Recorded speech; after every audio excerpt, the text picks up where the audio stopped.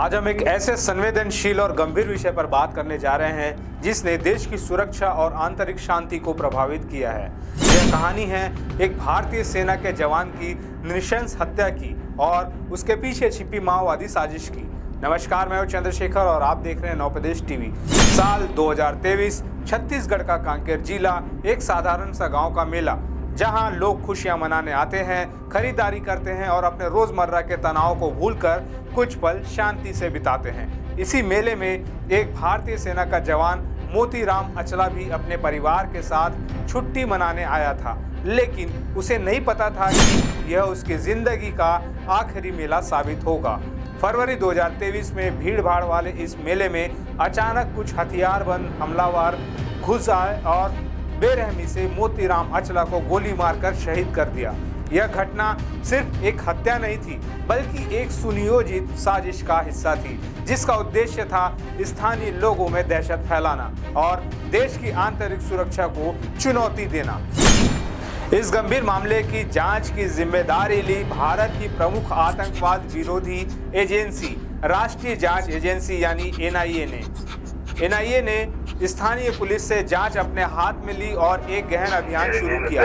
उसका लक्ष्य था दोषियों को पकड़ना और इस अपराध के पीछे की पूरी साजिश का पर्दाफाश करना। एनआईए की टीम ने दिन रात एक कर दिया। उनकी कड़ी मेहनत रंग लाई और अब उन्होंने इस मामले में एक बड़ा कदम उठाया है।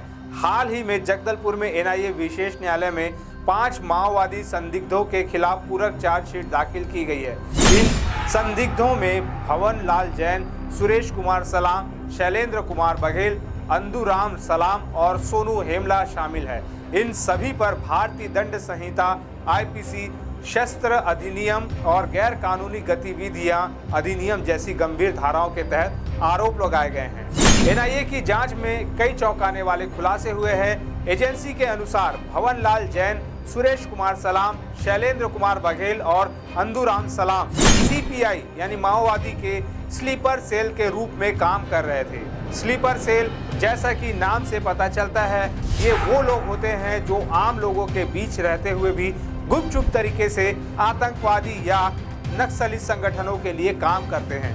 ये लोग स्थानीय जानकारी इकट्ठा करते हैं, सहयोग प्रदान करते हैं और बड़े हमलों की योजना बनाने में मदद करते हैं। वहीं सोनू हेमला उत्तर बस्तर डिवीजन की कुएमारी क्षेत्र समिति का हिस्सा था। यह समिति माओवादियों के लिए एक महत्वपूर्ण क्षेत्रीय इकाई है जो उनके संचालन और नियंत्रण में सहायता करती है। एनआईए की जांच से यह भी पता चला है कि इन सभी ने एक वरिष्ठ माओवादी नेता के साथ मिलकर मोतीराम अचला की पहचान की। उनका उद्देश्य था गांव वालों में डर फैलाना और इसी वजह से उन्होंने भीड़ भाड़ वाले स्थानीय बाजार में इस हमले को अंजाम दिया। यह सिर्फ मोतीराम की हत्या नहीं थी, बल्कि एक संदेश था जो माओवादी अपनी ताकत और क्रूरता को दर्शाने के लिए देना चाहते थे। इन 5 आरोपियों को इस साल मार्च में गिरफ्तार किया गया था, लेकिन यह पहली चार्जशीट नहीं है। इससे पहले जून में एनआईए ने एक और आरोपी आशु कोरसा के खिलाफ भी चार्जशीट दाखिल की थी। यह दर्शाता है कि एनआईए इस मामले की तह तक जाने के लिए कितनी गंभीरता से काम कर रही है। माओवाद भारत के लिए एक गंभीर चुनौती बना हुआ है। छत्तीसगढ़ जैसे राज्य इसके केंद्र रहे हैं, जहां ये संगठन अपनी विचारधारा फैलाने और समानांतर सत्ता स्थापित करने का प्रयास करते हैं। ये निर्दोष लोगों को निशाना बनाते हैं, सरकारी संपत्ति को नुकसान पहुंचाते हैं और विकास कार्यों में बाधा डालते हैं। भारतीय सेना के जवान और पुलिस बल इन चुनौतियों का सामना करने के लिए हर दिन अपनी जान जोखिम में डालते हैं। मोतीराम अचला की शहादत हमें याद दिलाती है कि हमारे देश में ऐसे कई वीर जवान हैं जो अपनी छुट्टियों में भी सुरक्षित नहीं हैं। यह घटना हमें इस बात पर विचार करने के लिए मजबूर करती है कि माओवाद जैसी बुराई को जड़ से मिटाने के लिए हमें और क्या करना चाहिए।